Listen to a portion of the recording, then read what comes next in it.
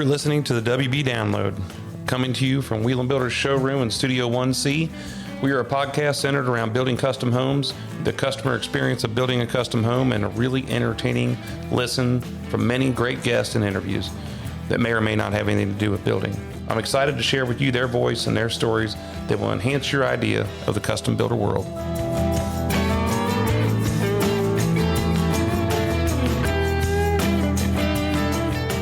Well, hello again, everybody. This is Jeff Wieland, president of Wieland Builders, coming to you on the WB Download here on this Tuesday, January 23rd. Welcome to the show, and thank you for listening. This is our second show of the year, and we're moving right through it, man. I'm telling you, it's already creeping up on February. I can tell you right now, it's been cold around here down in Southwest Ohio. We've had some minus 20-something degree wind chills out there. We've had single digits most of the day and most all night. Been making it really tough for us to get some stuff done. But I do want to say I'm grateful for the guys that have been out there in the field, all the people out there in the field working hard, even though it takes a little bit longer because they got more clothes on. They got to slow down. Their guns don't work. A lot of stuff happening differently in the wintertime as it does a summertime. But everybody's still working hard, and I appreciate it. So, anything that has to happen on the inside seems to get done a little bit quicker on the inside because everybody wants to move in there and do all that work instead of being on the outside. But yeah, we continue working all winter long. People always ask me that, hey, do you still continue to build in the wintertime? Absolutely. We build every day, all day, every year, and we are every week, every day. I wish that I could find a way to finish up our last house in there around November and just go down to Florida and hang out and not do anything for 6 months and then come back and start building again in like March or something. Never going to happen. But hey, we're really looking forward to a great year. We just had two really good contracts that we've been working on that we're grateful for, that we're so excited about. And that's the way we want it. We've got a couple other deals that we've got in architecture right now, and a lot of people that we're talking to as we move forward through this year. And that's the way we like it, because we don't want to build all these houses all at one time. We want to stretch them out and make sure that we're stepping them down, and we can make sure that our customer service stays where we want it to be. The quality of the house stays where it wants to be. And as we look to this year, and the way it feels right now, with all of our hard work that we had in the last quarter of last year, it's really feeling good. So again, we're grateful. We're excited about what we have to look forward to with the building business and in 2024. So our Homearama house is coming along pretty good. Like I said, it's slowed down quite a bit out there because we couldn't do any outside work. We haven't gotten utilities in there yet because the ground's frozen about probably 1.5 feet thick. And so as soon as it lightens up here, we're going to hit it hard on that. But on the inside, the guys are still working on the heating and air conditioning, the plumbing and electric. We're trying to get the low voltage going in there and trying to get some things wrapped up, getting ready for inspection so we can get insulated. But that keeps on moving. Even though the weather's cold, it moves a little bit slower. And the show, I never told you about the show dates. The dates of the show, our opening night is our private party is August the 23rd. The first day that the show opens is August 24th. So that's the deadline we're working towards right now. And we're hustling pretty good to get there. I don't want to be in a rush at the end of it. I'd like to get it done and get that thing up and be mowing some grass a little bit before the show opens. It's a goal. It's not a task. That's a goal. So on the farm, there's not much happening there besides the fact that I'm so glad we built that big cattle barn, because when it gets cold like this, we take everybody we got and put them in the barn. So when it's minus 20 degree wind chill outside, it's probably 20 degrees on the inside of that barn or more, just because everybody gets in there, they're blocked from the weather, and then all the cows get in there and start breathing, and it warms it up a little bit. Gives us something nice for them to get out of the weather, and I was just proud of it. Me and Cody took some pictures, and we're pretty proud of everybody being in there. And we got places to separate each cow, not person, each cow, and pretty cool to have that happen. And so, as far as anything else is going on, our basketball season, we're amid the basketball season.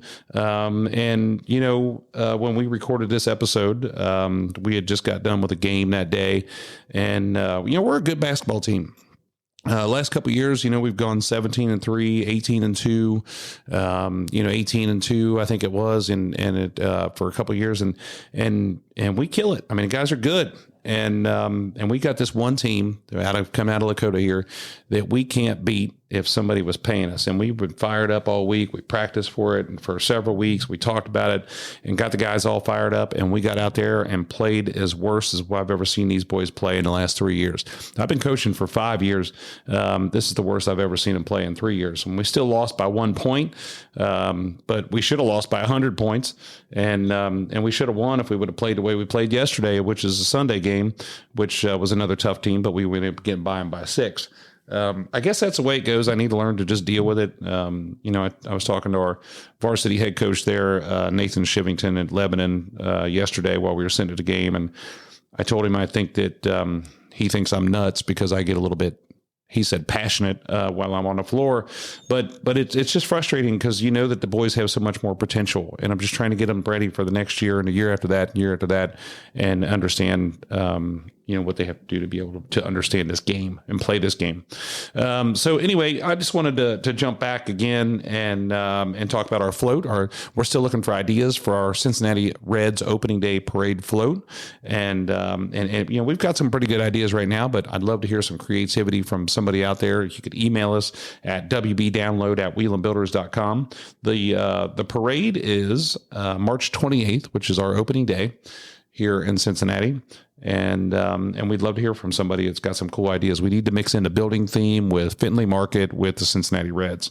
And we do a really good job of that every year, but we're just looking for some help. So anyway, I also want to say thank you again to my good friend Dan Geis from Summit Ridge Custom Homes out in Golden, Colorado for our last episode. I hope everybody tuned in to listen to that. I talked to Dan afterwards and he's all down on himself. And I said, man, I listened to it and it sounded great.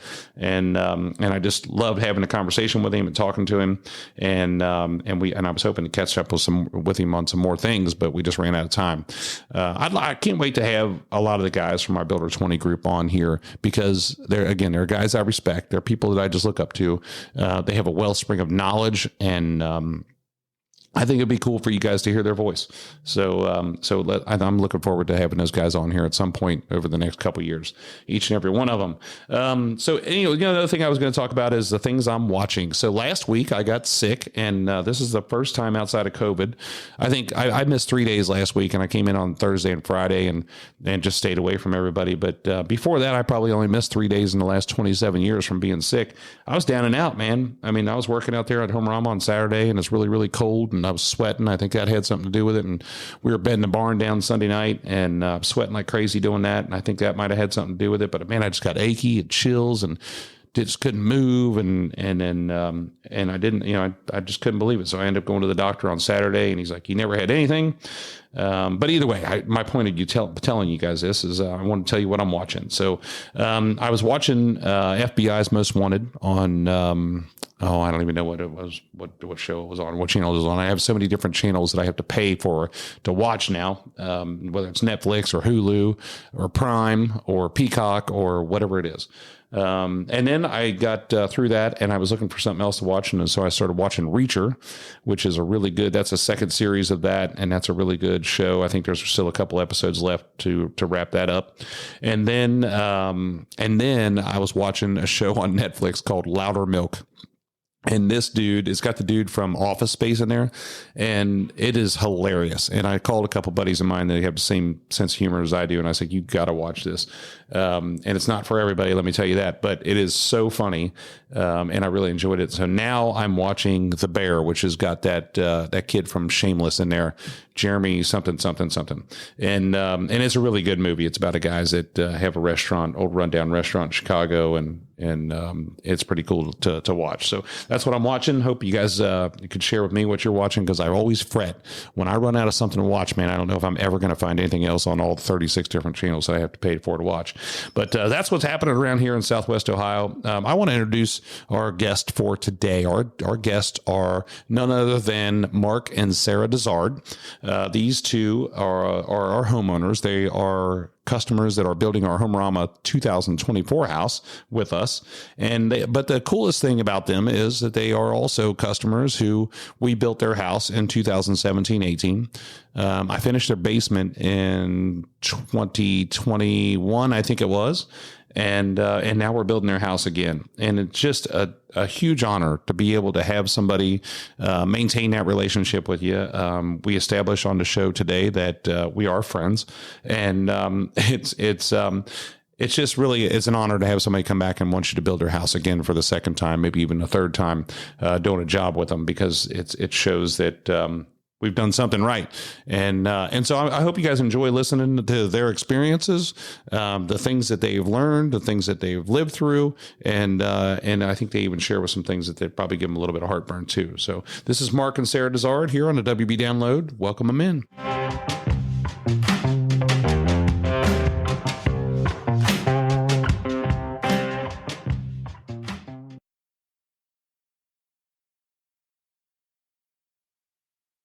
All right, today my guest are Marc and Sarah Dizard, and Marc and Sarah are current customers of ours. They're past customers of ours, and that's why it's so cool to have them on the show today. And I just want to welcome them into the room. So welcome, guys. Thanks for having us. Thanks for being here. Don't tighten up on me, all right? I mean, you're already nervous. It's going to be fine. Yeah, this is intimidating. She's usually always talking and free and like there's no big deal. And then we put these headphones on her and put her in front of a microphone, and she's like, "Oh my gosh, I don't know what to say." So we built. I'm going to give a little history about you guys and us and our history together. We built your current home. And what year did we build that house? In 2017, 18? Yeah. We moved in February 2018. There you go. Man, I was trying to think of it the other day, and I was like, because I put all these different timelines together and trying to think, and we finished your basement in, was it 2021? Yes. Yeah. Okay. Because Cody and I were talking about that before, and I was trying to figure out, because I think right when I finished your basement up, we were leaving, and I think it was going to go on a Builder 20 trip or go on to a vacation or something. And I was just trying to put it all together. So we've done several jobs with you guys, and we're super grateful for that. We've also kind of become friends in the years, and we've talked back and forth. You don't think we are? Well, like you're looking at Marc, like you're laughing, like we're not really friends. We're kind of offended that you suggest that maybe we aren't friends. Like, we're not. You're like wishy-washy, but I feel like we are friends. Let's talk about this. I mean, are we or not? The podcast with Homearama, you said we're kind of friends with the people we're doing it for, and it's this kinda. Right. Are we kind of friends? Well, I guess the way I look at it is that we are friends. We agree. But you've never had us over for dinner, so I mean maybe we're not really that good of friends. And so I was kind of offended by that. But so we are friends. We are friends. Let's not hesitate. We're good. All right, so we're just calling it. We're friends. All right. Yeah. All right. That's worse than trying to figure out if we're going to fist bump or handshake. Good Lord. So should we change our friendship status on Facebook? Yeah, we can change it on Facebook and make sure that we're all on the same page. So we did. So we built a friendship, and so I just want to say thank you. Thank you for all the business you've given us. Thanks for coming here and being on the show.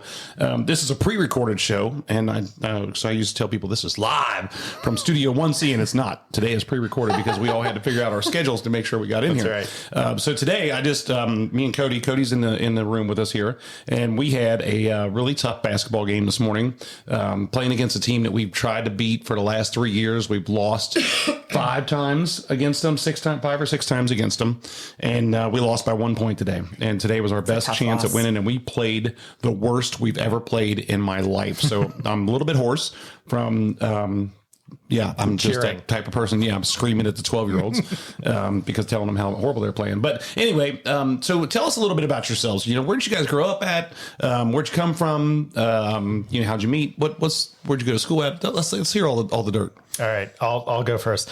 I grew up all over the place. So I moved to Cincinnati right before high school, but I've lived everywhere. I mean, Michigan, Chicago, Were you New York, Army Florida. No, my dad worked for Hyatt Hotels. Okay. So it was like every 18 months. Wow. New place, new friends. Did you like that, or did you not like it?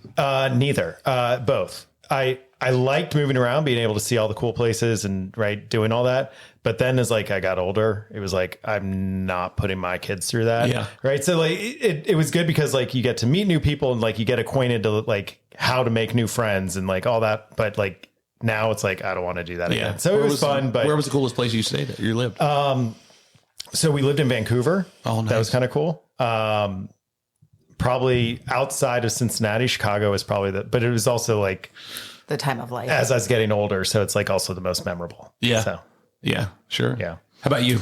I was born and raised in Cincinnati. So I went to Sycamore, and that's actually where Mark and I met in high school. Nice. So, yeah. So you guys are high school sweethearts. We are. You are. What year did you meet? My sophomore year? Wow. Or freshman Yeah, year? it would have been like 2099. We met you in guys? German class. In German. Mark was with, it ended up that he was in the same friend group as my best friend's boyfriend. So we kind of had that connection. And he was dating somebody else and was rather childish at the time. Lots of like pulling Wow. my I chair still out am. from under me, throwing things at, that kind of stuff. The typical boy stuff when yeah. it comes to liking a girl. That's right. Yeah. So I was not allowed to date till I was 16. So I would have been like 14, 15, I guess, when we met. I'll just point out that it worked. It did. Yeah, Right? It worked. Apparently it did. Well, there was quite a few breakups in between high school and marriage. I was going to say, when I throw things at my wife, it's not because we like each other. It doesn't work that way. The older you get, it doesn't does work not that way. find that cute. No, she doesn't think it's funny. Yeah. So did you guys go to college, and did you go to college together? We both went to Ohio State. Mark is a year older, so he originally went to Duquesne. Oh, wow. Yeah, and then transferred to Ohio State. Because of her. No, not really. I mean, yes and no, but you didn't know where you were going to go. I think that we both knew where I was going to go. Oh, we both knew. What year were you at Ohio State? I was 2003 to 2007. Okay. I was in Worcester at the ag school and I graduated in 97.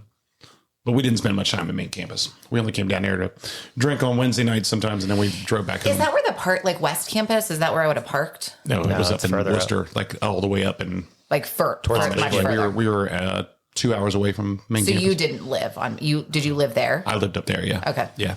Yeah, that's a long commute. Okay. So what did you get a degree in? I mean, either one of you guys did you? Did you finish? You apparently didn't finish school. No, we didn't. Do you know what I'm talking about? Did you get a degree? Your current employer He works for the find out that CIA. you don't have a degree. What did I do? I was a Bachelor of Arts, so I majored in criminology and sociology. And then my intent was to go to law school, changed my mind, I guess, my senior year of college, and then started working for a bank in like a management program. And I worked for them until I went kind of bank hopped a little bit, but I worked for the bank until I quit after our second child was born. Yeah, that sounds right. I graduated with a business degree from the Fisher College of Business. The Fisher, like the Fisher Holmes College of Business. I don't know. I don't think there is. Different Fisher? I think it's probably a different Fisher. They all do pretty well, so it doesn't matter. So how many kids do you guys have? 5. 500 or 5? 5. We have 4 girls, and Yeah. our 5th is a boy. Yeah. Are you done? Feels like 500. Are you going to have more? I think we feel complete unless God has other plans for us. Yeah. Okay. Yeah. I always ask you guys that because I feel like you have 100 kids. Well, and we were pregnant with our 4th when you built the house we're in now. Wow, that's so right. we had her in October and moved into the house in February of the following year. Brought her home to a rental home in between the Yeah. old house and the one you were building. Nice. It was super fun. Yeah, I'll bet. Now, is that my fault? You're it's not your looking at me fault like, at all. like I missed a closing date or something. Was that what happened? I In didn't do fact, that? we were just recently talking, why did we do that? Because that was torture. It was chaos, but it worked. Sounds fun. Tortures are So what do you also do for a true. living? Either one of you. Yeah, I work in investments. Okay. So managing money, Like playing- commercial money, personal money, big money? all the above. All the above. Just anything to do with financial markets. Yeah. That's what we get into. So do you I can just see you sitting at a desk with like one of them rubber thumbs on, just counting cash. I wish that'd be a lot of fun. 1,000,000,001. That'd be a lot of fun. It's like George Bailey in It's a Wonderful Life. No, not at all. Not any of those things. Most of my days are spent in front of a Bloomberg terminal, looking at the way markets are moving and saying, how do we make good decisions off this? Wow. Yeah. That's so. Is that something you wanted to do, or is that something that you started working This is a at the good company and then you led yourself to, or it's just like was like a door that opened? How do you get into something like that? So all the above. I was always good at math and things like that. So going through school, it was always fun. Like the finance classes, like economics classes. But first job out of college was actually in corporate finance, and it was awful. It was just sitting behind a desk, looking at spreadsheets, doing like I capital, thought you were in IT right out of college. doing capital budgeting for an IT department. Oh, I thought you were specifically doing IT things. No, that's interesting. You're learning as much as I am today. This is a good podcast. That's great. So it was like, that's not, that wasn't in the cards. And so I always liked financial markets, and then, I moved back to Cincinnati because we were going to get married. So, the first job out of college was up in Toledo. We got married this summer after I graduated college. Yeah. So, and I sort of lucked into it. So I was interested in financial markets, and then lucked into a firm. If you remember the days of monster.com. Yeah. Yeah. So found a job listing. I was like, this sounds pretty interesting, and interviewed with them, and then fell in love with it. Saw the business. Yeah. Within 3 days, it was like, yep, this is what I want to do. Wow. I want to be able to make the investment decisions, impact people's lives. So it was a lot of fun. So so like I said, commercial or individual, and you said both. Do you like working with people? I mean, because that's a tough job. Because I know that when I give my investor money, and if it doesn't look the same when like in a couple of days than when I gave it to him, I'm pissed off. Yeah. don't look at days, look at years, right? That's a long-term time frames and things like that. But yeah, I mean, it's fun in the sense of you get to see the impact it has on people's lives. So I like working with people. I like the relationship part of it. It's that part of it's probably, I don't want to say it's more important, but it's really important. So that's kind of the fun part of what you get to do. How about you, Sarah? What do you do? I am a stay-at-home mom of our 5 kids. Yeah. So 4 of them are in school all day. The youngest school age is a kindergartner. And then Liam is a preschooler, and he is very busy. Yeah. So I think we kind of decided when we had our second, it was getting logistically a little difficult. I don't remember if Mark had started traveling, but he was working long hours. And so he was working towards a designation that he uses for his job. And he was studying most nights when the kids went to bed till like midnight, in addition to work. So I chose to stay home at that point. And then since then, as he's kind of moved along, there's been a lot of travel and things involved. Yeah. So I handle I can imagine the kids. I can imagine. So let's talk about the most important thing here. What led you to Wieland Builders? What brought you here? Do you remember? Yeah. So we had purchased land, and I don't know how long we had the land when we started. A year or 2. Yeah, a year or 2. Sounds right. So we had been in talks with, I would say, a much smaller builder. And I don't know that we were even looking necessarily for a different builder, but maybe we were looking for house inspiration, and happened upon your model in Rivercrest. Oh, that's right. Yeah. And we really loved. I think we were looking for another builder. Like the first, like it was one of those. I think you were looking for another builder, and I felt like we already had a relationship, and so that made me uncomfortable. And then you won.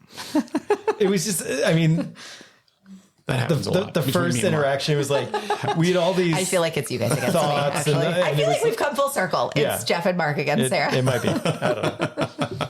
It was just like we had a lot of like thoughts, and like we were going down the path, and then it just felt like. Actually, we just weren't getting the answers. Actually, yes, but then a huge reason I'm just now remembering is we met your salesperson at the time in Rivercrest, loved the house, all of that. And then we kind of started thinking like maybe we need to pivot.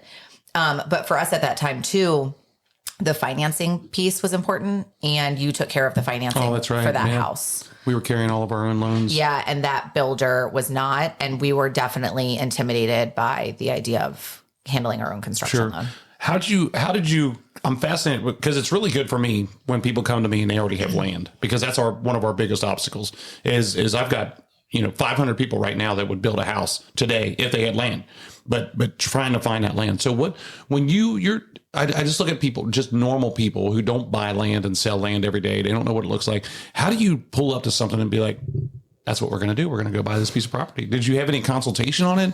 Did you just like the piece of property? Did you like the neighborhood, or were you? Ours was a little bit unique. So we knew the neighborhood and we liked the neighborhood, but there was no land for sale. So the neighborhood we live in now, everything's 1.5 acres to 2 acres about, and there's 70 or 80 homes. And everything in there is a custom build, but it's been going, I mean, we were the last house in the neighborhood, and I think it was 20 years after the first house was built. Yeah. But there was this piece of land, and it wasn't for sale. and we did a little sleuthing due diligence because we liked the neighborhood, and we looked up, who owned it. We found an email, and we reached out and just said, hey, you've had this for a little bit of time. Would you be interested? Like, what are your plans with it? And Sure. It was actually kind of luck. And he was like, actually, we've had it for a little bit of time, and we were going to build on it, but then grandkids move away and kids move away. And so it's not ideal anymore. If you're interested, what would that look like? And kind of just fell into place from there. Nice. Yeah. Well, we didn't move on it for about 6 months. And then we kind of kept our eyes open, but it's very difficult, as I'm sure you know, to find land that is in a neighborhood that it's a little over an acre and it's not in a weird spot. Like there's plenty of plots of land that are off of kind of main roads and busy roads and just they're in weird locations. So then 6 months later, there was a for sale sign in the yard. Mm-hmm. And we reached back out to the guy who owned it. And we were like, oh gosh, we actually might be interested now. And he said, oh, well, that's great. I actually just had a closing fall through, but I have a rider that if you guys were interested in the land, that you got first dibs. Wow. So we ended up buying the land then. And it was kind of serendipitous. That's yeah, I mean, that's fate, when you think about it, everything's telling you to go that way, but it's risky to buy the last lot available in a neighborhood that's been sitting there for 20 years. Why? And the only reason I say that is because usually there's something wrong with it. I mean, that's why it's been sitting there for so long. And you never know what if does it have bad ground? I mean, it's got bad juju or what's the deal, And that's so does that make you nervous as a builder when we say, look, we have land and you're kind of like, what is this land? Like you just bought it from this person. And and I always want to go out and walk it, see how it lays, see what the deal with it is. And, and if it looks like it's sketchy, then I want to take a machine out there and dig some holes and figure some things out. I didn't worry about that with that piece of property because I remember there's houses all around it. Mm-hmm. It wasn't like there was big piles of dirt and trees and things happening around there that looked something like something's wrong. So that was a good find. That was a really good find. And I don't think school district mattered to you guys at the time, even though that's a good school district, right? Yeah, it is. And I think every school district has wonderful teachers and all of that. But our kids go to a Catholic school, so did we have a school age kid by the time we must have had at least two? So we designed that home with you. Yes. Your first home. Yes. And we specifically designed it to be multi-generational, right? I mean, we were gonna build onto it. Mm-hmm. We were gonna finish the basement. We were gonna do multiple things. We had plans to do multiple things, and we kind of set this because one of the reasons why you're here is because we're talking about we're building your new house. We're doing it again, and we're gonna do it all over again. We're gonna plan this whole thing. We're gonna it's deja vu. Yeah, it's deja vu. We're gonna do it again. But I remember, and maybe it's just me. We must not have. For some reason, I remember like we had parties at the model and you guys were there. We had parties at Homearama and you guys were there. And I felt like we hadn't started building your house, and I had been seeing you for a while, and I felt like we were talking for a long time, but we didn't really. No, I think it was. Did we move pretty quick? Yeah. Yeah.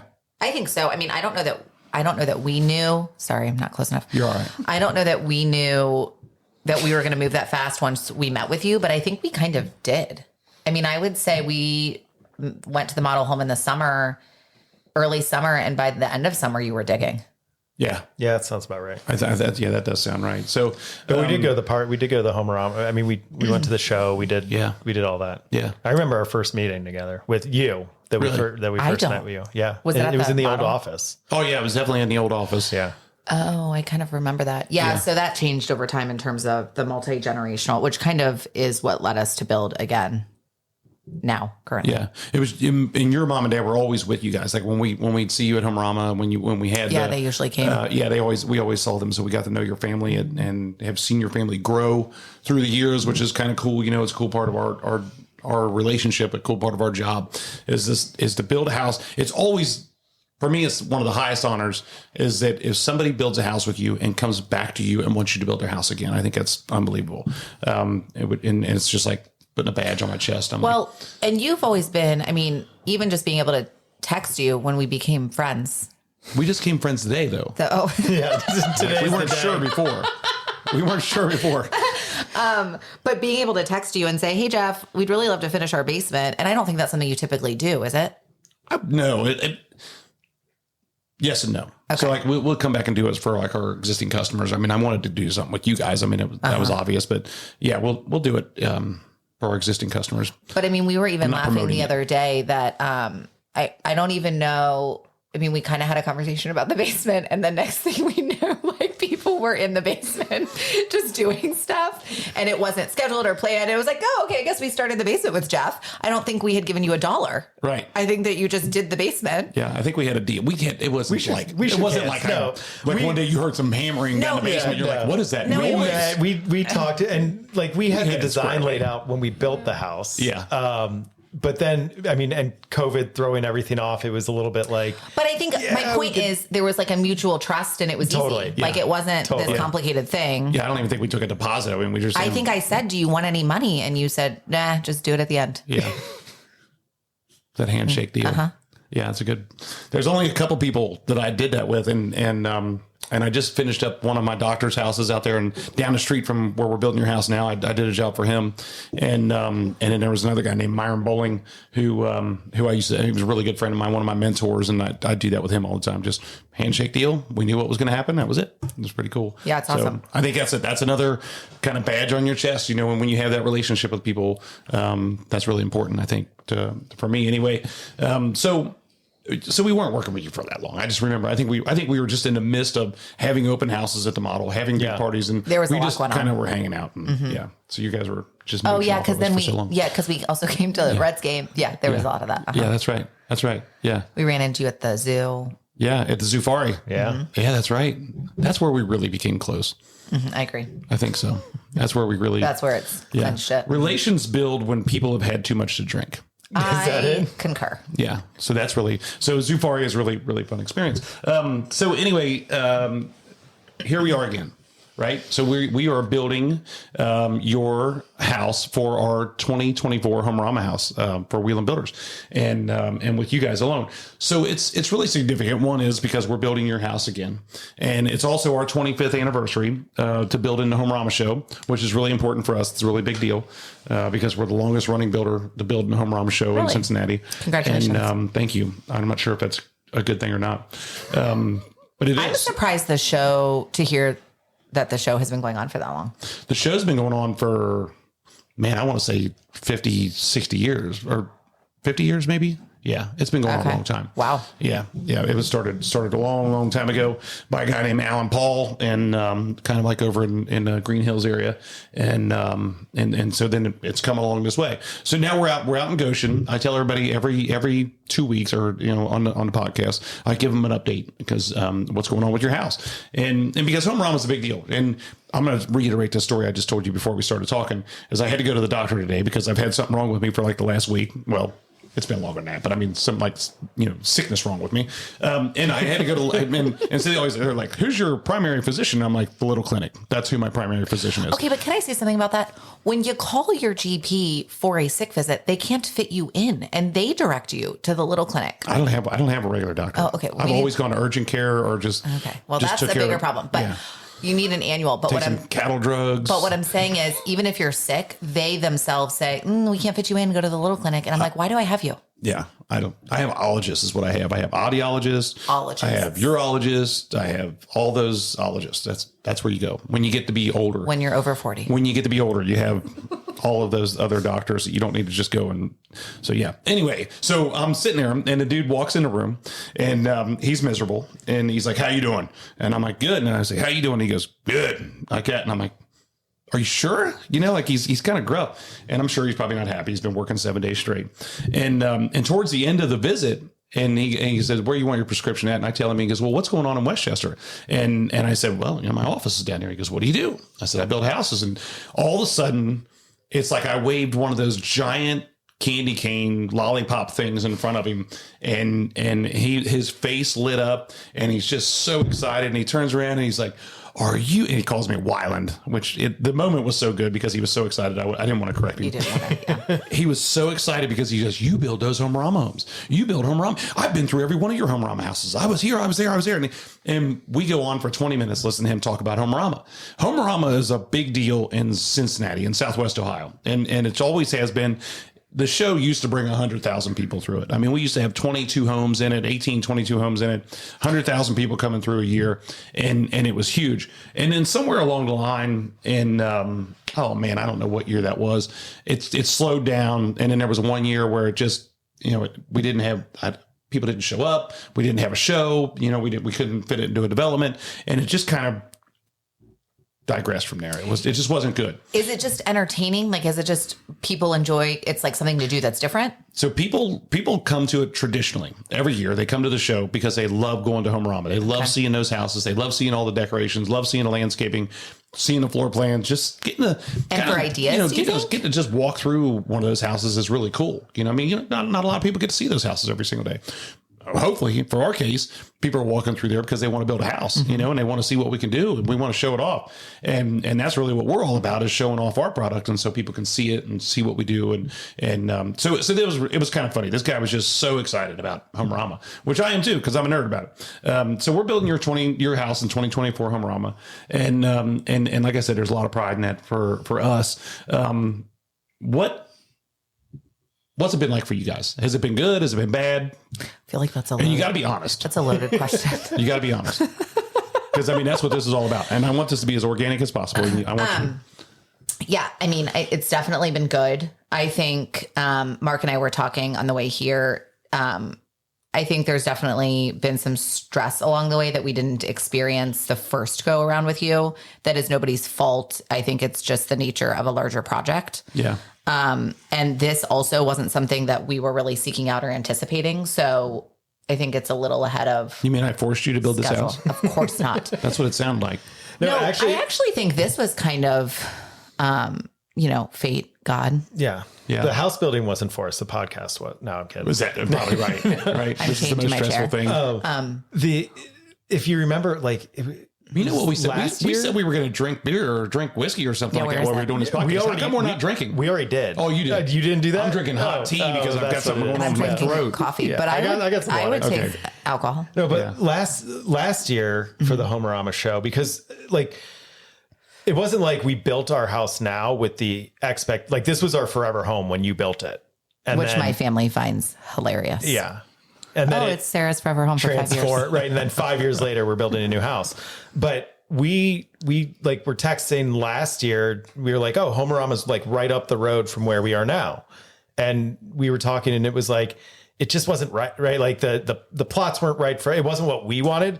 And you were super honest about it, which is good. Which is why we like you. Because it was you weren't just forcing it to be oh yeah, there's Homearama and you can do it. Why don't you do it? It was yeah, it's Homearama, but it's not what you're looking for, right? It's not going to ultimately lead to a good outcome.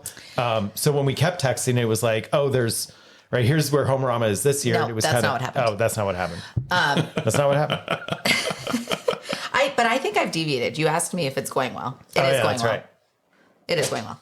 So let me just, why don't we jump back? We did deviate from the question. So why don't we jump back and say, what made you want to move? How about that question? Oh, what made you want to even start thinking about? Okay. Because I felt this was a long time coming. Just from our text messages. That's true. That's probably what you're thinking of. It's Sarah won't go away. She's constantly texting me. Well, we're friends, so it's okay. So the kitchen was too small. That's a running joke in my family. So, okay, that relates. So we host all of our family gatherings, and when everyone's together, it's 20 people. Is that right? 19? About. And as our kids have aged, they were all much younger when we built. So as they've grown up, kind of what we need space wise and things that we thought, maybe this should be tweaked or that should be tweaked. Mark and I started talking about that. And I said, don't freak out. Do you think we should start looking for land again? And he kind of looked at me and he's like, we never just look. That's not how this works. So you're shopping. You're not looking, you're shopping. Everything we've ever looked for, we've ended up buying. Yeah. So, nice. But I genuinely, that's good to know about you. I genuinely meant, let's just keep an eye out. So Mark has always kept an eye on real estate listings and what's available. And so we finished our basement, and it was in a way that if my parents ever needed to live down there, that would work for them. But then kind of as time passed, it became clear that they didn't want to live in the basement, and we didn't want them to have to live in the basement. It's an excellent guest suite. And it's great for our kids in the extra space, but it wasn't going to work out maybe how we initially intended. So then we started keeping our eye out for listings that came up that had advertised as an in-law suite available, which can be very deceiving when you go look at these houses. So I had texted you about land and never heard. And then this is super funny. You never heard back from me? Yeah, but wait, it ends. Wait a minute. Just wait. I know. Just wait a second. And so then Mark sent me this listing for a house in Lebanon on McBurney Hill. And my dad grew up in Lebanon. He was familiar with the area. And so we scheduled a showing. And then I texted you to say, we're going to go look at this house in McBurney Hill. Hello, are you okay? Actually, I texted you Bueller. And Mark said, nobody says that anymore. And I said, Jeff will get it. Yeah. And Jeff got it. It's okay. And then you said, I just had knee surgery. And I'm so sorry. Right. I've been on medication. Yeah, I was unconscious. Yeah. So there you go. That's why I didn't call you back. Exactly. I was unconscious. Because you were at another doctor's appointment. Right. Another ologist. I am old, aren't I? I'm just kidding. Isn't that crazy? So then you immediately said, I think I said, gosh, do you have any land? Because we're looking at this house and we're kind of considering it. And you said, oh, that's funny. Homearama is in Loveland next year. And then the more you described the area, I think maybe that day we drove out to see the space, which we couldn't figure it out because there's like 2 entrances. Well, you went and looked at that house up in Lebanon, and you in the pictures looked like $1 billion, and you got up there and you were like, this is horrible. Actually, I think the house itself was okay, but I think it was overpriced. And I think that dated. Yeah. And what they described as an in-law suite was essentially the same space we had now. It was just configured differently. Yeah. And I think that when we do go look at houses, because we have a few times over the years, I don't know if we're picky, but it's just, gosh, I wouldn't have spent the money that way, or we could just make our own decisions. It was an older house, and it was like they took the 1950 original so it was house, like the original one, and then it was like a bolt-on and a bolt-on, and it was all very nice, but it was like you could tell that it was just what's a bolt-on? Yeah, like a new part of the house just bolted onto the old house. The old one, bolted on, right? And then it was like this side, that side, bolted on. They use more. They use more bolts. So it was just like, if we're gonna do something, it's like we don't want to just force it. Yeah.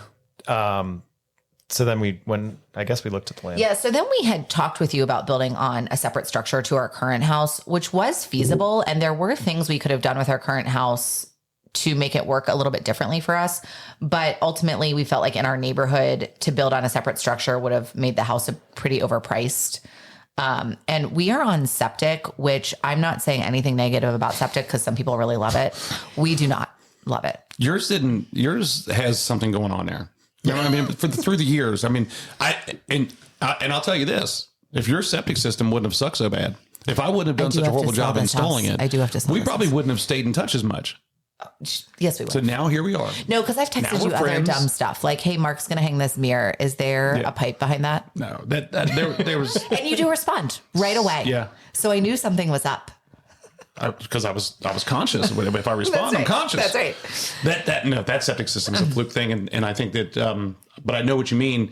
And when we were getting ready to talk about where you're building your house right now, we thought that there was going to be an outdoor ejection system on it. It's just natural sewer. I mean, sewer's all in there, which is awesome. So you guys are just like, we don't care what we put on this lot as long as it's got sewer. True. We hate the septic system. That's true, and gas from the street because we currently do a propane tank. That's right. Which that hasn't really been an issue, but yeah, it's nice to not have to worry about that. Yeah, yeah.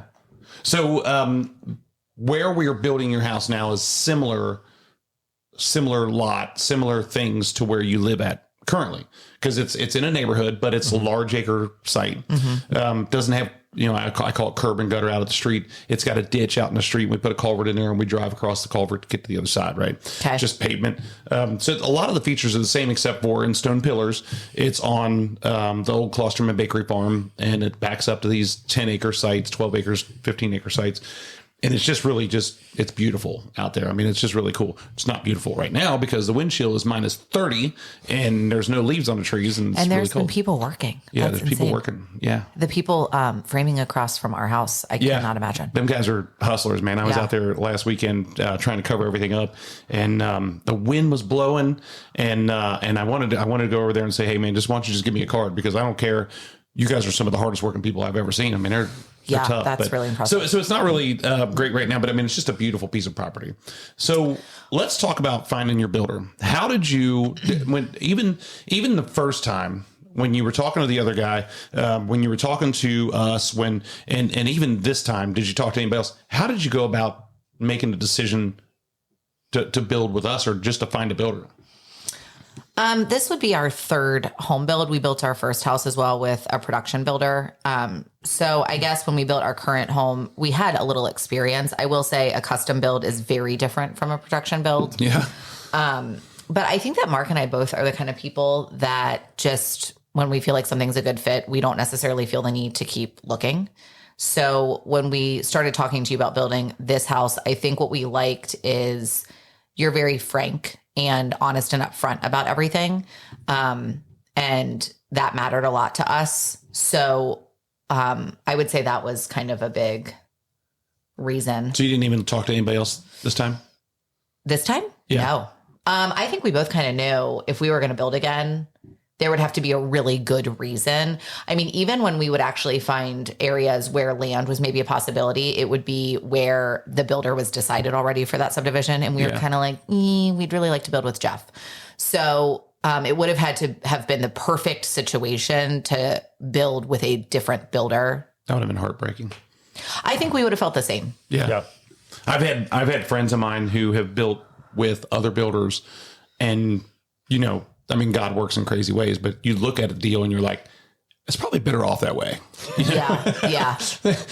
They're probably better off than and I could name a couple of them and just to embarrass them, but I'm not going to. But with you guys, if that would have happened with you guys, I would have been upset because I consider you friends. I feel like we had a really good relationship and it's fun. I mean, I think we have fun when we do this. I agree. And Mark can be a little high strung. I can. He gets out of control. I mean, every once in a while we got to calm him down. I know we Keep do. a bottle of Xanax on the nightstand. I agree with you. I agree with you. We are being completely sarcastic, by the way, for all the listeners out there. Mark is the most easygoing, smart guy, and he's the guy that. And I don't have to sit with you every night and live with you, but I mean, so when we're sitting in meetings, you could care less about most of it because you're working until it comes to a spreadsheet and a number that you're going to put into that spreadsheet. That's You're right. like, hold on, back up. Yep. Where do we spend that at? What do we do here? What do we do here? What do we do here? Let's get to the bottom. And it's brass tacks. I mean, it's just. I like those details. It's true. He's very detail driven, except for house choices. We joke that Mark will be as surprised as everybody else attending Homearama. I will be. I was talking the other day about the grill, and I'm like, what are we going to do with this outdoor kitchen? Can we put it over here? Let's talk about moving it. And all of a sudden, there's a text that pops up from Mark and says, "I got to be honest with you, I'm just completely surprised." I have no idea what you're doing this. This is brand new information. That's so awesome. Yeah, so I think that we felt pretty attached to you and the idea that you guys would build for us again. And we love our current home. And I think seeing kind of experiences, I mean, when we were building, I can't tell you how many times people say, oh my gosh, you're building, I could never, or I heard about this horror story, or I experienced. Yeah. And we were kind of like, that's not the case for us. You are also very thorough. I mean, probably longer than you even should have after the house was built. When we'd have something, no questions asked, somebody came over and took care of it. Maybe more than they should have. Well, I will say, like the thing, like even with our current house, though, like we would have considered other builders if we had issues, right? We never had a quality issue. There was never something that it was like, what did they do here? And now we're having this issue. It was like we never ran into any of that. Yeah. So it was all like the things that we ran into were like all small. Well, and I would piggyback on that to say that I think some people just aren't meant to build. I think that if you're I would agree with you. Super picky and you need to, Mark and I were talking about this on the way here. We trust you. And I think that's probably 90% of this, because if something is weird, even when you're walking through the house, when it's in a certain phase, I trust that you're going to see it and take care of it. If you're going to nitpick along the way, you're just going to be miserable. Yeah. And it's still human beings building a house. So not every wall, if you want to hold a ruler to every wall. Do you guys build with rulers a lot? It's not we got some of those Mason rulers that flip out like that. And every wall should be, just so you know, just look back up here a little bit. I'm just saying, should be flat. I had a friend. Every wall will be flat. I had a friend with her first home that was in our first neighborhood with a production builder that was like, that wall slanted, and I never saw it. Do you know what I mean? And it was kind of like, okay, I think maybe you're a little crazy. I want to back up, and the reason why we were laughing when we were talking about issues or anything like that is because it's, I automatically go to the sump pump thing. And so we, on your existing house right now, we had a guy that worked here, nicest guy ever, just nicest guy ever, but he would never do anything. He would go out and talk to everybody, and he would talk and he would talk and he would talk, and he was such a nice guy. And I always got a kick at him because I really thought the world of him. But he would, after a while, I'm like, you're not doing anything. So the icing on the cake is that we had an issue with your sump pump, and the neighbor was complaining, saying that this sump pump is draining in the backyard, and we're like, and it was. It's not. No, that was from the house. Yeah, it was like draining to the side yard. Yeah, everybody in our company is going, no, it's not. It's trenched out to the street. No, it's not. And we like. My brother's ride or die on this. I mean, he's like, we trenched it all the way out to the street. And Jim's like, one of the guys that I was talking about, he's like, I've done everything. I've tried everything. And the county comes out there. And so I think he was like, it's not the sump pump. And we're just all adamant about it. And the county comes out there and they dumped some dye in there. It's even better than that. It wasn't even like, I don't know what kind of dye they typically use. They're like, do you have any food coloring? Right. We go to the pantry and get out some red food coloring. And it pumps out. And 2 seconds later, he goes, and that guy from the county goes, there you go. And it's not trenched out there. And I'm like, oh my gosh. I was so embarrassed. I just think he liked hanging out with us. I think he did too. Like he'd come I had over a couple and of homeowners like that. They just like to hang out with. But we got out there. And to your credit, it was literally fixed out to the street within 48 hours of that. Like, yeah, I was so embarrassed. But it was, I mean, and the reason why I'm okay telling this story, because I mean, it's if I sit here and let everybody believe that everything's perfect all the time while you're building a house, when you're going through the warranty period, these things come up, and I rely on so many different people, and things go wrong, you know, and I have to be, but the key to it is making sure that I get my butt out there and make sure we take care of it and fix it right away.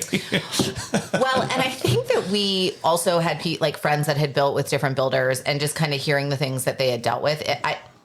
I think we knew before we built this home that we felt confident in you. And then after the experience, it was like, we never had to deal with some of those things where you're like, oh my gosh, I really am kind of wondering what the plumber was doing through this entire house. Like that was just never an issue with you. So I think that we kind of were looking for a reason to build with you again, probably. You were trying to find a reason not to build. Like you're like, there's got to be something wrong with this guy. He's perfect. I think we all know that's not true. I don't think that's true. That's not true. So was Homearama a big part of the decision to make this deal? I think that for us, it was probably a negative of like, is this something, I'm being honest. You should be. I think I'm laughing because it's true. We were both kind of, I don't know. Is that really something that we want to take on? Is that like what we even asked you? Are there expectations that you have as the builder for this home that we can't meet because it's a Homearama home? So we had those. What was my answer? No, it's all about you guys. Oh, it's your house. Right. Now you're making a face that that's not true. It's true. I always tell everybody, I'm like, Homearama is a plus. You said it comes second. It comes second. It's a plus. It's an add-on. So we're concerned. We're here to build your home. And if Homearama brings all these advantages to it, so be it. That's what we want. But first and foremost, we're building your house there. So I think that brought us a little peace of mind. And then I think just the idea of all these people, which I don't think I realized quite how many people come through Homearama. So now I'm having a little buyer's remorse, but it's too late. Remorse? It's not. Maybe anxiety. Yeah, now it's like 25, maybe 30,000 people that come through there. That's a lot. That's a lot. But I also think like our lives, you know, they're pretty chaotic. We have 5 kids. Like what's another, I mean, it's at this point, it's comical that we would just take on something so ridiculous. So here we are.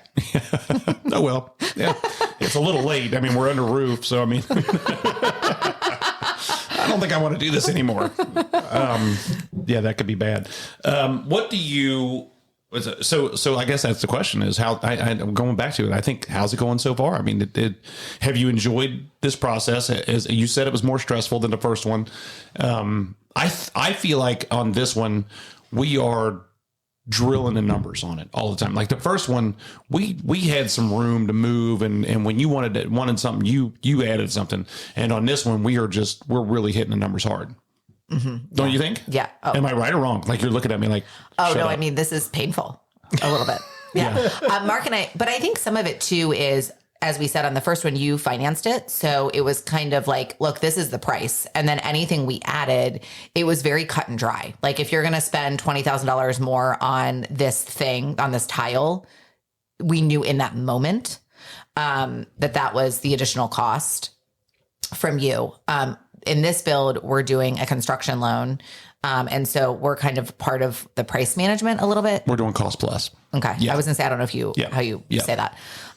So I think we're more privy to the details. And as we've mentioned, my husband gets really caught up in details in a good way. Like that's a strength of his, but it can also be a downfall. And then I have to talk him off the ledge. Because also he's not in any of the appointments because he's working, which is fantastic. It's true. Right. Yeah. Yeah. But then he doesn't understand like, oh, this particular, like these cabinets we've talked about for hours. So I would say the hard thing about this is the selection process has been a little bit more tedious. Yeah. Than it was the first go round. Yeah. So let's talk about this cost plus thing because it's something that's new for us in the last couple of years. I've only done it with people that I've known before in the past, like friends, and then now it's a method which we are going to across the board for the most part. Okay. And we're doing it because for one, it creates more transparency. You guys see everything that everything costs. You know exactly where the numbers are going. And that's not necessarily good. Right. I mean, and I think that I think a lot of people probably would just rather just say, hey, Jeff, just You tell me. make more money and do a fixed price and just don't tell me anything. I don't want to gamble like this. Yeah. And It does. It feels like we're gambling. it's what? It feels like we're gambling. We are gambling every day, every day. But I do. It creates more transparency. You can see that because I think that a lot of people think that if I sell a house for $2 million, I'm driving around with $1,999,000 of it in the trunk of my car. And so it's important to be able to see that. It's important to be able to ride this together because of the way things get priced out with things that you want because they're custom houses and there's so many different choices and there's so many different decisions you're making that it's just difficult to say this is a fixed price and now this is extra and this is extra and you're going to pay this much and it's just these numbers. We need to be able to do this together and add these numbers together and we take less of a profit on it because we're both taking the risk together on it. And I think it's just for me, it's a better method. Now I'll tell you this, for me, it's more stressful. I was going to say this has to be more stressful. It's more stressful. It's a lot more stressful because and you're the one delivering the information to us. Yeah. So shoot the messenger. Yeah. I'm showing so when I'm looking at my cost and something comes in, I always look at all my costs, but when it's a fixed price, if I go over on something a little bit, I'm like, God, man, what did I do wrong there? What can I do? And I call the guys up and I'll talk to them. Now, when something's not off, when the number's off a little bit or something like that, I'm calling these guys up and like, look, here's what we're going to do. We got to change this. We got to figure this out. How can we make this? How can we make this happen? And just working the numbers all the time to make sure that they're staying right. And that cost sheet is just pushing 10, making sure that everything lines up. So it's really, really, for me, it's more stress, more work, but I feel like it's a better system. Well, and I think that to go back to another reason that we like you as a builder is I think that you don't cut corners so that you can have every customer. So you'll say like, this is what it costs to build the house that you're wanting. And here are my standards and the subcontractors I'm willing to work with, what have you. And so I think you are good about overestimating in most cases versus lowballing it to get us in the door and feel better. Well, and I'll tell you this, that's the toughest conversation because people hate your guts. When you've missed a number so bad, and I didn't miss it because I was trying to lowball it to get the deal. I missed it because. But don't you think there are builders that would? There's something that changed in the design phase, or there was something that we added, or we did something different, and the number just jumped and jumps and jumps. I mean, when we first sit down, I'm sitting at a blank piece of paper. I have no idea what we're building, and I'm throwing numbers out there, going, "Here's what I think it's going to cost." I don't know. I don't know. Yeah. Man, all it takes is somebody to say, "Well, we want to add 2 more feet to this porch. Well, that adds a gable and that adds a beam and that adds another piece of foundation. And now here we are. You're talking about me. And I'm not talking about you per se. But don't you think there are builders that throw out numbers just to get the sale and then? Absolutely. That's the gig of the business. That's why it drives me nuts is because it's not apples to orange, or it's not apples to apples. Well, the thing I think of is like, if someone's doing it for 40% less, there's a reason. You get what you pay for. You're getting 40% less product. You're getting quality issue. So I would much rather know what the actual cost is and not feel nickel and dimed through the entire thing saying, oh yeah, the reason it was less is because you didn't want this, but you do want this. And now this is why the cost is going to be. And so it all comes out in the wash. I'd rather just work with someone that's like, look, this is our standard of quality and this is how we go about doing it, without feeling like I'm always getting hit with something else on the back end. Yeah. So I agree with you. I think that we're all buying 2x4s for pretty much the same price. Where concrete's, some of us probably doing a little better than others. It's just not that big of a difference. It's just not. So if somebody is sitting there and talking to me and I'm at $1.5 million on a house and they're sitting there, somebody else is coming down the street going, hey, that guy said he'll do it for 900. I'm like, tell him to do 2 and I'll buy the other one. There ain't no way that he's doing it for 900. It's not the same thing. And it's certainly not a Wieland house. I mean, that's the most difficult part. So I like the cost plus side. It is a gamble. It's probably more difficult, but I think that, we've set, on this house, we've set an expectation, which is probably one of the most important things we can talk about today is setting expectations, is that Homearama is going to bring us some deals. And because people want to show off their product and they're going to give us this, they're going to give us this. And that's tough because we're hitting it hard. I mean, we beg, borrow, and steal all day long. Like I went over to one of your flooring appointments with you because Robin was out for something, and we're like, oh, this is so expensive over there. I come in there like a bull in a china shop, and I'm like, nope, get rid of this. And I got the lady on the phone from the tile shop. I know. I was like, you better be giving us this stuff right now. I don't think Jeff can come to any more appointments. That was very stressful. Who said that? Me. You didn't like it? No, I'm just kidding. I liked it. I don't think you're kidding. I didn't love the flooring that you were trying, because remember, and now it's back in. See, here it's like more expensive. Remember how we were trying I have no to idea what kind of floors are going in. We were trying to decrease the cost on the laundry room, mudroom, brick tile. And then we were kind of settling. But you saw my face. You said, you don't love this. Yeah. Yeah. And that's another thing. I mean, everything you do, you got to love it. Absolutely got to love it. You can't kind of like it. There's no reason to do all this stuff if you just don't like it. So what do we do that you love? I mean, what has gone great? What is awesome? Anything? You start. What's gone awesome? I'm not at most appointments. I like seeing it go up. It looks good. Yeah. And I think you're building it. That's great. And I think that, like, again, building is, you have to be flexible. So it's easy to say, wait a second, we already planned all of this. But then as you build and you do the electrical walkthrough or what have you, you see things that it's like, oh, that's not going to work like it did on the paper. So we need to adjust. I think that you're good at problem solving and managing that. And I never feel stressed out about that kind of stuff. Like, I know that you're going to figure out the best solution, and your team is, for that hiccup, or not even a hiccup, but just it's playing out differently in real life than it did in the planning process. Yeah. Okay. So what do you do awesome? I think it's like the communication part. Yeah. I don't feel like, even if I have a question, like even if Mark's having a freak out at 9 p.m. and texts Jeff, he replies. You're responsive. You're right. Like, it's, the communication is really good. Good. What do we do that sucks? I mean, what have we done that's just screwed it up so bad and you just hate it, that you dislike? Anything? That's like with our current build or anything. With this? I mean, this is the third project we've done together, the second build that we've done together. There had to have been something along the way that you guys were just like, well, he drove that into the river. We really are not loving, which, I don't know if I can say this. You can say cuss words if you want. No, it's not a cuss word. I don't want to throw anybody under the bus. Yeah. The cabinets at our current house are starting to have some issues. Yeah. That I think if I was staying here, this would really irritate me. Yeah, we fixed that. That's been fixed. Please buy my house. I'm just kidding. There's nothing. Like, there hasn't been any, there's been little frustrations along the way, but again, I think that's part of building a house. Is that a process frustration, you think?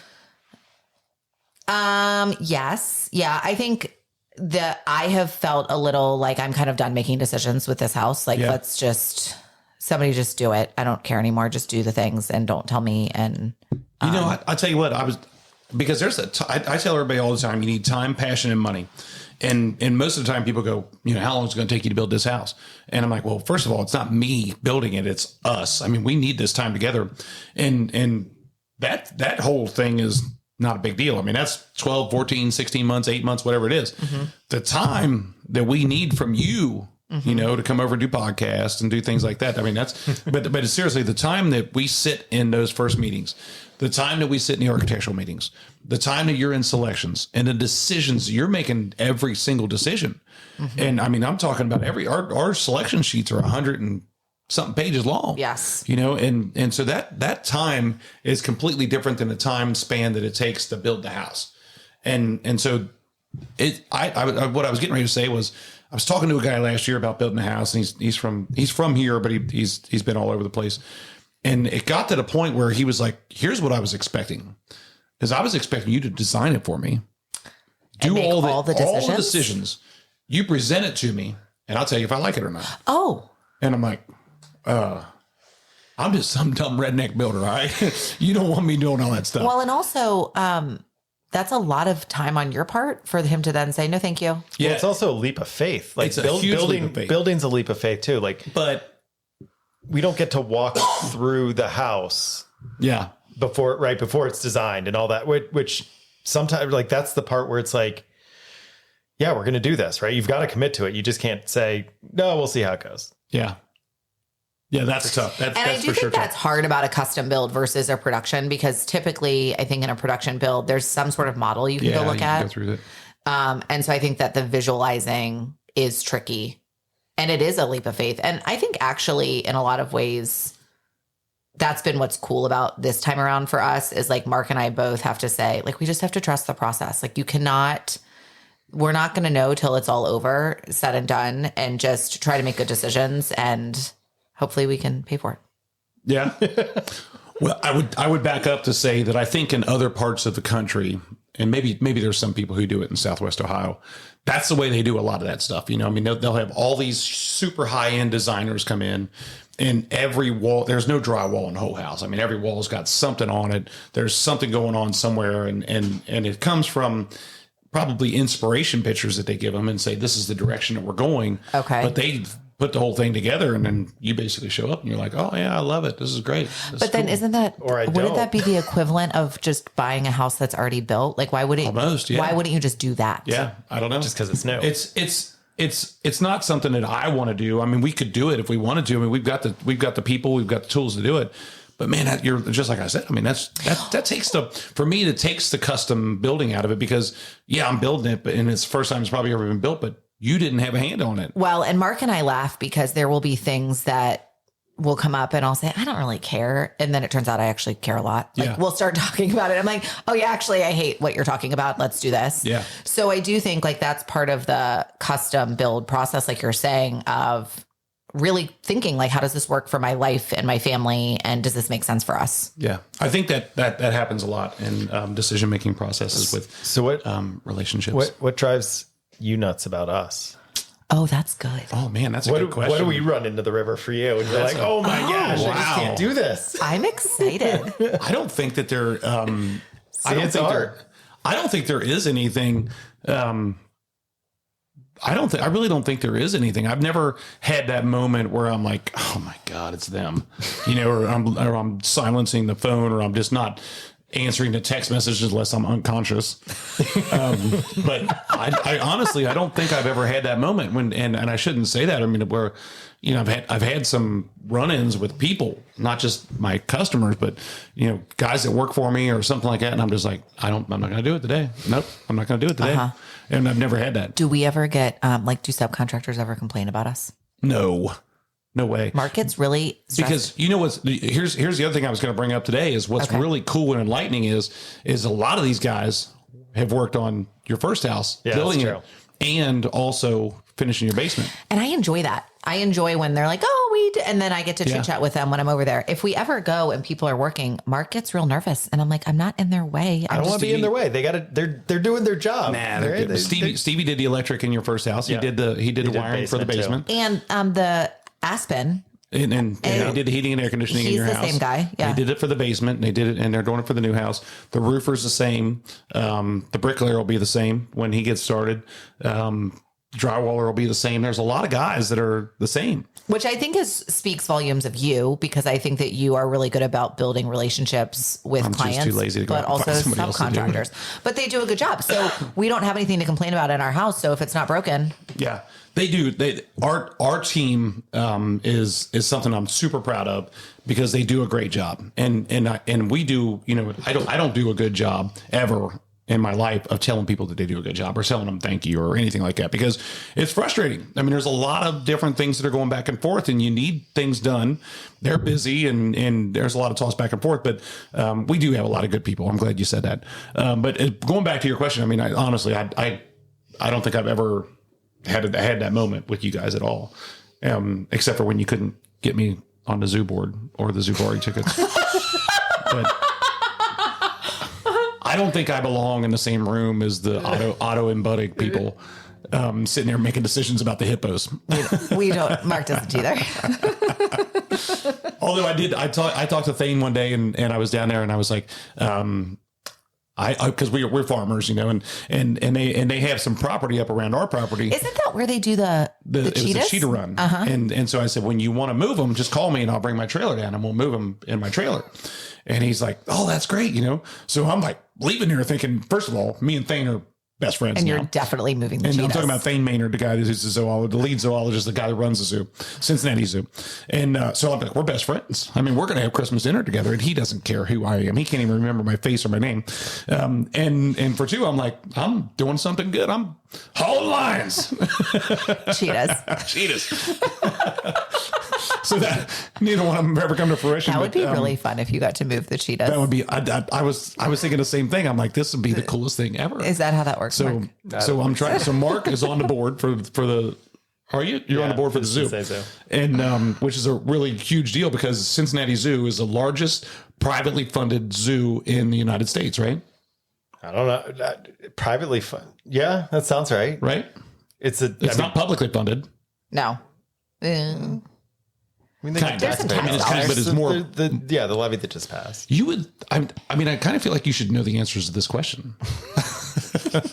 How do we start talking about this zoo? So every year they do this big, huge party down there called Zoofari, and it's awesome. I mean, it's this huge tent in the bottom parking lot. Not anymore. And they don't do it anymore. No tent anymore. Now it's around the whole zoo. Now you're just going through the zoo. around. The entire zoo. Every cool, great tasting, awesome restaurant in Cincinnati is there making just these bites of food, and all you do is go there and eat and drink and dance. And have a great time. And it's a black tie, and it's just the greatest time ever. I mean, it's I love it, because I love the zoo.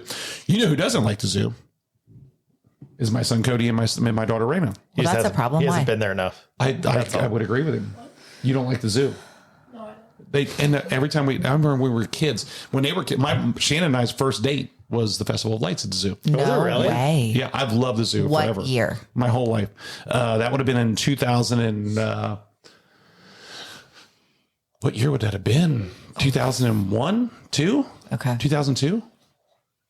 She's going to kill me for not knowing that. Yeah, that's awkward. I shouldn't have asked. I'm sorry. I think she knows the answer. I can tell you that. So we went to the zoo, and then we went to Max and Irma's in Kenwood. Max and Irma's. Yeah, which That's is a now flashback. BJ's, I think. It's long gone. Yeah. We, for the record, invited you to the zoo this year, but I know. you were the day, out of town. the day up. Yeah. Was It wasn't the day up. It was the day up. Was it the I day think up? I was No, gone. you were out of No, town. You were at like a builder's yeah. thing. Yeah, we were at a Builder 20 We meeting. brought it up before that. So anyway, we have this in common, and I think feel like we're rambling on now, but the zoo is awesome. So Cody's got to come to the new elephant park. We were It's like new 5-acre elephant park that's going to open next year. we were down there for the Festival of Lights Awesome. after Christmas, And if you want to see animals, don't go to the zoo for the Festival of Lights, because we're just, and I have a picture to show you when we leave there. But I do. I love the zoo. I love everything about it. So I talked to Bob Castellini one time, and he said, if you want to get involved if you have a business in Cincinnati, you need to be involved in the Cincinnati Reds and the Cincinnati Zoo. So we had, in which I'm like, oh, he's right. I should do it. so we go to Zoo Safari, and then we have our Reds tickets, and we're always, we build a float for the opening day parade. And, you usually win, don't you? And that's where I got my piece of advice, was from Best Uncle float. Bob. So anyway, what about our processes? Let's get back to this thing that we're talking about as far as building houses. Leanne's going to have a fit when she's listening to this. She's like, this is so annoying. What do you love about our processes? Do we have good processes? Do we need improvement? What could be better? What could be worse?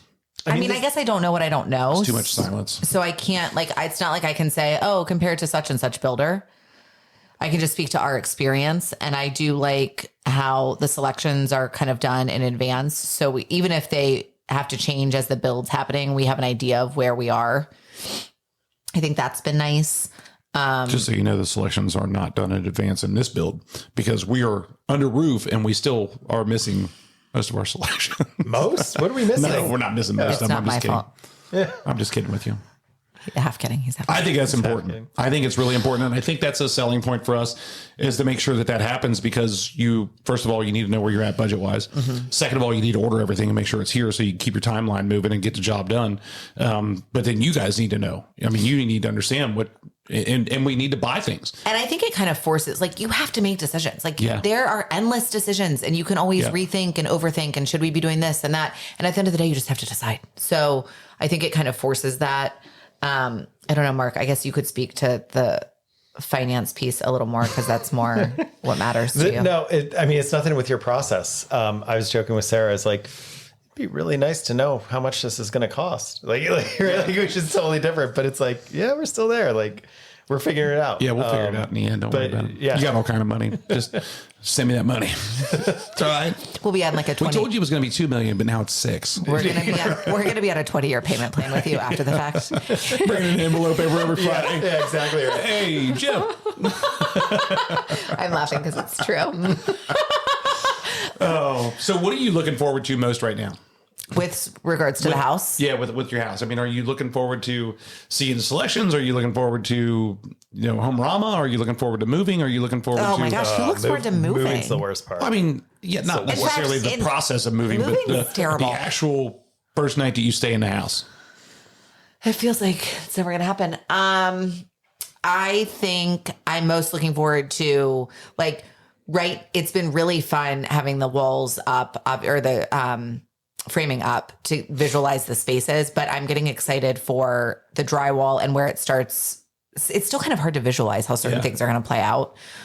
So I think for it to start looking like an actual house, the windows going in were cool.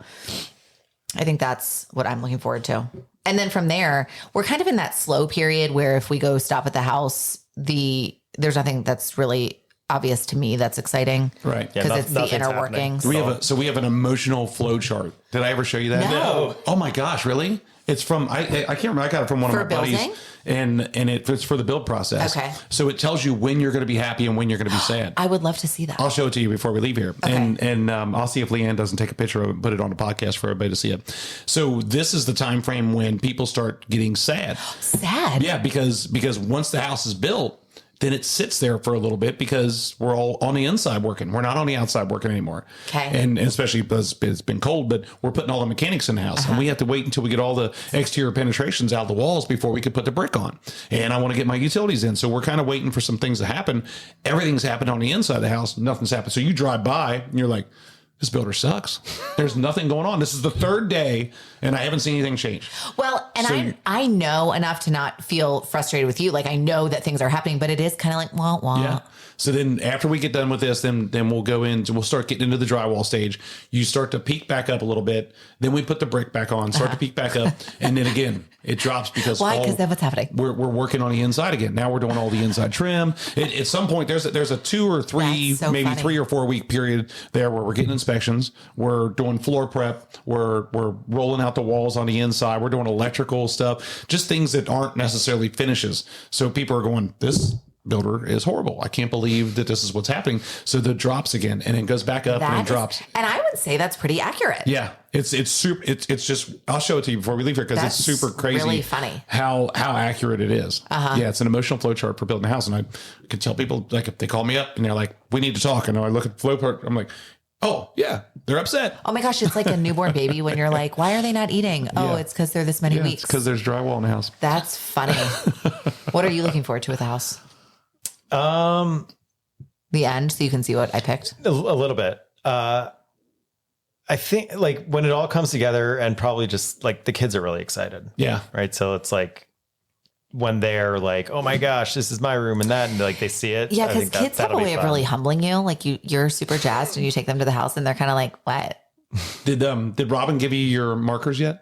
Yes, we have to go do that. Good. But we have some time, right? Yeah. I was because she gave them to us when we were doing the electrical walkthrough, and it was really cold. So I was thinking maybe next week when it warms up. So one of the things that we do here, and I don't want to give all of our secrets away, but we give a Tupperware jar full of these huge markers, and they're permanent markers, and we give them to the homeowners, and they take them out there and they write scripture on the wall. The kids write their names on the floor, or, and if you leave the markers there, the workers will write you guys notes on the walls and write them in studs. And I didn't know that. That's fun.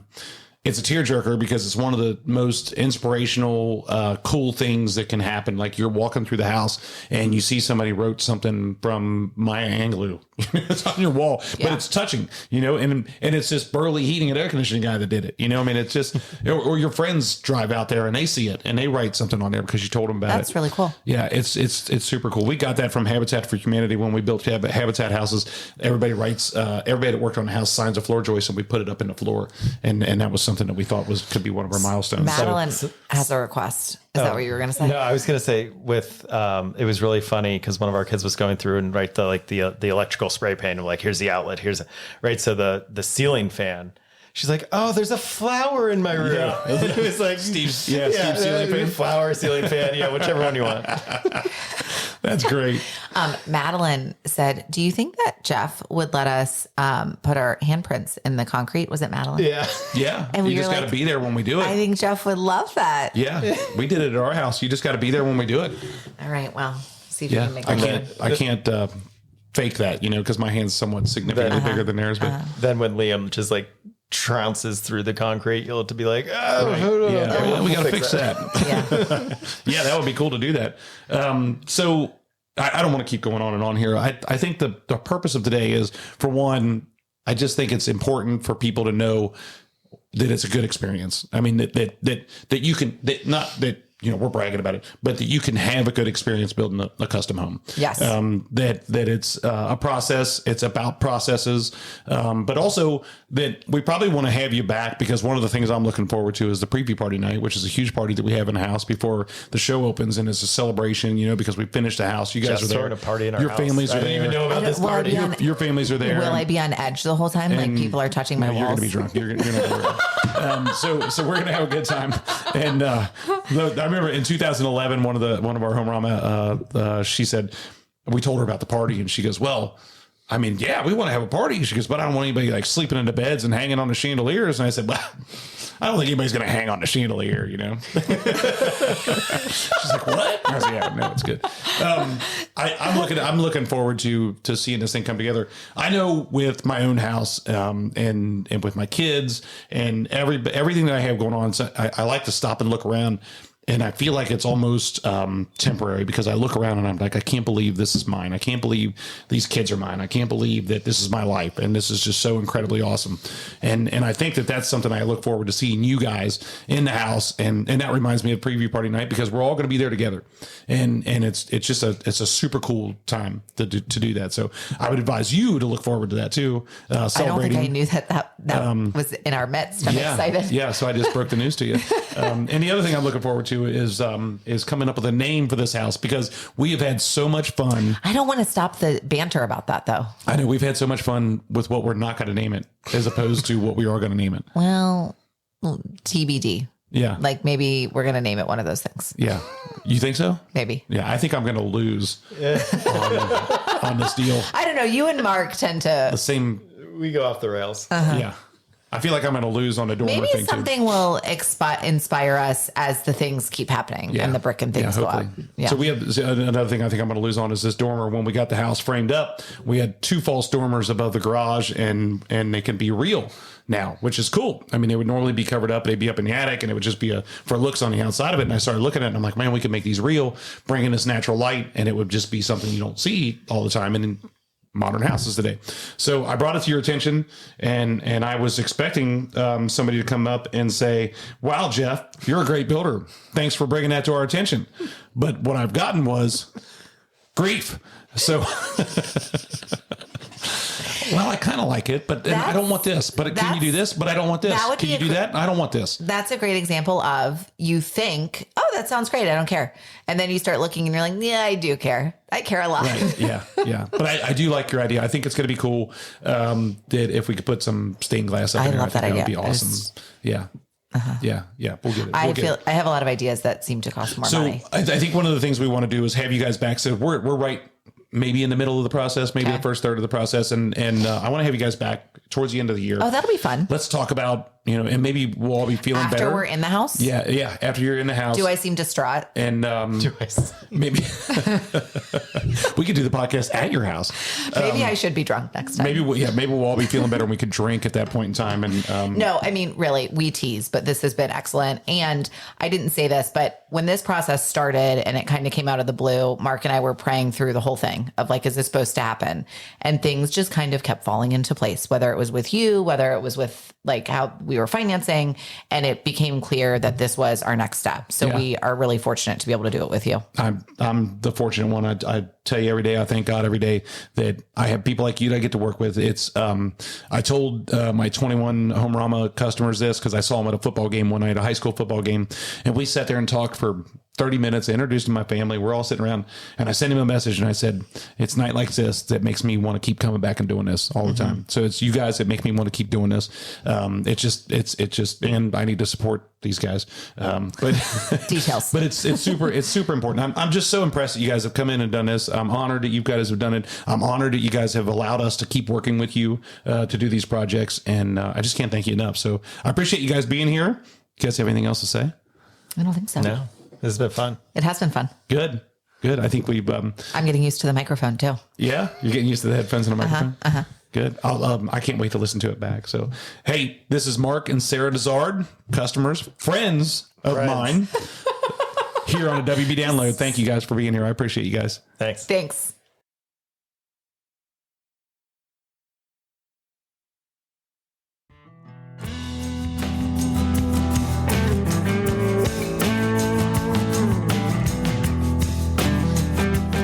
Well, I can tell you right now, I thoroughly enjoyed that. I enjoyed sitting down here with them and talking through everything that we've been through with them and getting to know more about them.